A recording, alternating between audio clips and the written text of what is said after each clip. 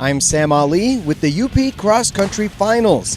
We begin with the girls, Division III going first for the day. And at the finish line, Rock Mid-Peninsula's Daisy England finishes in first place. Chassell, however, would win the D3 championship. Let's take a look at the Division I race, arguably the most competitive of all. And Negaunee's Emily Popur continued her dominance this season, coming in first place. But Marquette had 3 finish in the top 10, earning them the D1 championship.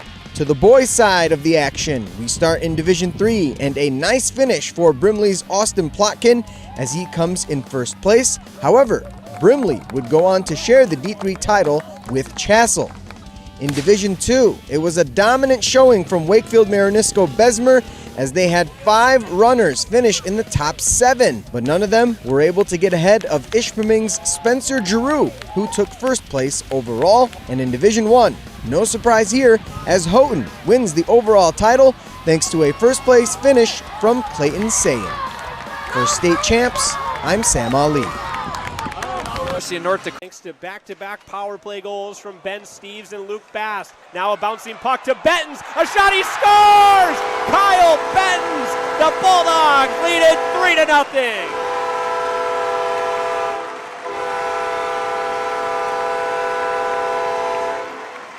Well, an unfortunate bounce for Northern Michigan. It bounces right to the middle of the ice, and the big fella, Kyle Bettens, who I thought had a great game last Saturday night, used his presence, his body. Back to Gantus, he walks into the circle, fires, saves, stays call. Back to Gantus, a shot, another save, the rebound, they score! Tanner Latch completes the hat trick. Is a specialist in these. Quinn Olson to start the exhibition shootout for UMD. Olson fires, he scores! Could be my guy. He didn't hit the net in the overtime, buries it in the shootout, the Bulldogs up 1-0. Well, just simple, right? He goes in, not to keep this one alive. Christoph Papp has to score to keep the game going. Papp in on Stayskal into the backhand. Great move from the senior, and we're tied 1-1. Yeah, nice little move there. He got him, stage call moving to his right, and then a quick little cutback. No chance there. Got set up by the first 2 guys. For when these matter for conference points later in the year. This time Matthew Perkins for the Bulldogs. Fires, scores! Matthew Perkins, the freshman for UMD. And now a stop from Stayskal can end things at Amsoil Arena. To advance, the main goal of the game in qualifications, which is what we're in right now, is to get ranking points. You can earn ranking points in a couple different ways. You can win a match by getting the top number of points on your alliance, and you get 2 ranking points for that. You can also get all 4 of those rotors spinning on your airship, and that equals 1 ranking point. You can also score fuel, which is little wiffle ball, into the boiler, and you get 1 ranking point if you fill it up to a certain point of how many balls. It equals 40 kilopascals, the unit of pressure. And other points are just earned by doing autonomous stuff with your robots, crossing the baseline, giving gears to people on the airship in autonomous period, which is when the robot, you're not allowed to drive the robot in that period. The robot just does its own thing. You get points for delivering gears in teleop period, which is where you are controlling the robot. You also get points for climbing up the ropes over there. You can see robots were climbing just recently. You can get points for that. And it all just adds up, and that's how you get ranking points to win the game. It's just really fun seeing something that was in your head come alive. It's like having a child, but not. I don't know. I have never had a child, so I couldn't explain it. But it's very special, and you get to be very professional at a young age, and you get to make cool things. So that's why I like it.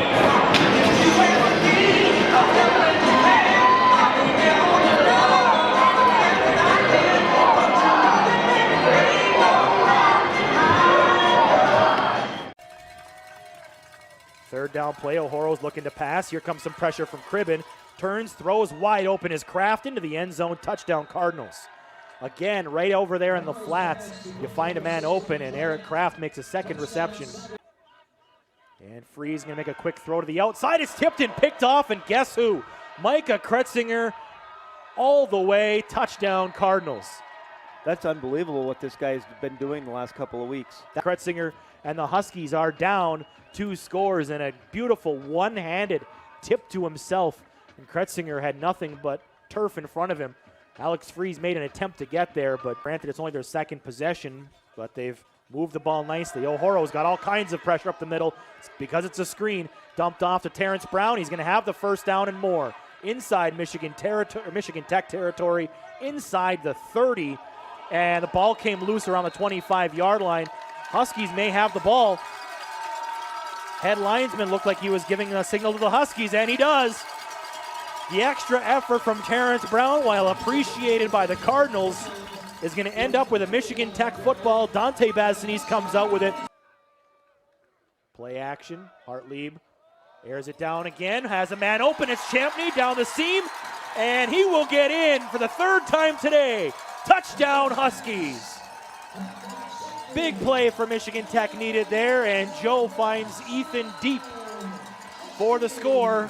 Yeah, that was a really nice thrown ball. He hit Ethan right as he made that broke his route off towards the post and right over the top of the defender. And Ethan ran underneath it for his, I think, his 3rd touchdown of the day here. But so 2nd and 9 after the timeout. Cardinals have been content to keep it on the ground, and they will do so with Terrence Brown. He's got a big hole, and he's going to step around for a first down. There was a block, and there's a touchdown perhaps. Yes, indeed, touchdown Cardinal. Right around the goal line, the pylon there. Weren't sure if he'd gotten in at first. They do call it a touchdown, and that will all but do it.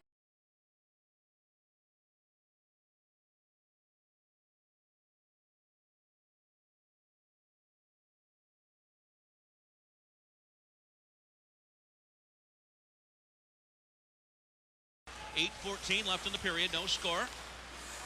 Taken by Boffey off the center ice. Makes a couple of nice moves, walks in, and a save made by Redmond.